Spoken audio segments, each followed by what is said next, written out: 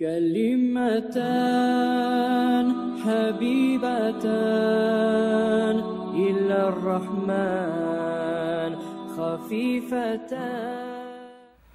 772. hadis. Qaraqlar barda anlatı öğretirgiçi koysa da ulu günah olmayanı. Anas ashabı Peygamberin daim hıriyinle turagan, ululuğa etip, Peygamber dünyadan getkinçeğe, Peygamber'e ulu kömek etip yanına turgan. Men Peygamber'den sallallahu aleyhi ve sellem eşitken zaten ayda, annehu naha an yeşraba raculu qaima. Peygamber öğretirgi içmaktan sonra geri vurdu değil. Qala Qatada da ashabayda faqulna li Anas'a biz ashabaya soradık diye.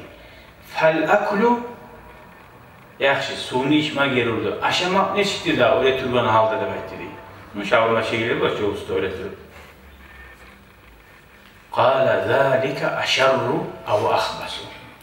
Peygamber sudan gerurgansa öyle turjumak. Aşni dağa da erişi de bekti diye. Aşamak. Öyle tur aşamak dağa da erişi. Dağa da arotuldu bekti. Ravah Müslim. Gördün mü?